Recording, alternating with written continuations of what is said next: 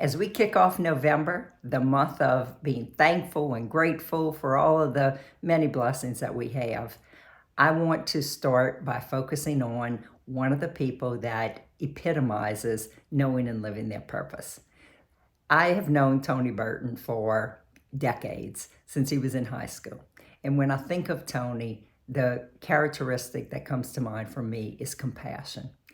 You know, he's a kind, helpful person, and compassion really exudes from Tony. And so I was thinking about the people that I know that are knowing and living their purpose, and happened to cross paths with Tony. And I don't think that was coincidental. I think it was divine intervention. And so Tony is going to be the first person that I want you to hear from who knows and lives his purpose. Here's Tony. You asked me a question the other day about my why with regards to all of the fundraising things. So the easiest way I think to explain it is, if we go back a little bit, we have 5 children, and our middle one had some health issues, and I just remember being just so burdened by my situation, financially, emotionally, physically. It was just really, really struggling to make ends meet and not just feel crazy. So that started me down the road of like intense prayer and discovery. And, you know, there's the scripture that says, but when you pray, go into a closet, close the door. For what you do in public, you know, your rewards in public, what you do in private. So anyway, sure enough, I would go and I'd go into the closet, close the door, light a candle, get on my knees, and just pray for an hour. I'm not even that good at praying, so really I just sat there. But probably after a week of this, I remember just out of nowhere, just clear as day, I could hear Foreigner. You know, I want to know what love is. This clip.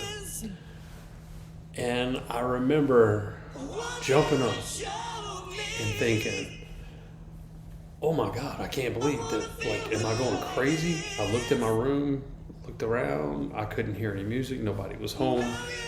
But sure enough, like I heard that so real. So I went into the living room, and my daughter Holly was sitting at the counter at the time, and she's like, what's wrong, Dad? I said, well, have you ever like wondered if, you know, if God would ever talk to you? And I said, I think that's what just happened to me, or I'm going crazy. I'm not sure which one. And I shared the story with her, and she just kind of laughed a little bit. That moment, though, while it took several years to come to fruition, I realized that I was given a challenge to show what love is. Like, it was my mission in life is to show what love is. Not that God doesn't know, but like if I could treat people like I was trying to show what love is, I think that would be a good thing. And it kind of led me to the idea of everybody has intrinsic value. And like really, if we could just step back for a moment and listen to their story, like try to understand their story as if we were seeing what Jesus sees in our lives. So that's what led me down this path.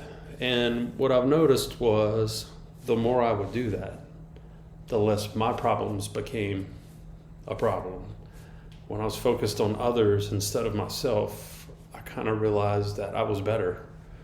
A lot of these fundraisers and such that I do, I really find that I'm the one who gets given more than anything when we do this fundraiser for these people, and I learn their stories and I learn about God's grace in their life, and especially our Fun Day Fridays with people like Nemo and Martin and Luke and Lori. It's a gift to be there and try to see them as God sees us and try to find Jesus in them, and to see how everybody around is moved and touched. That's a real gift. So you asked what makes me do the things that I do. That's why I do it.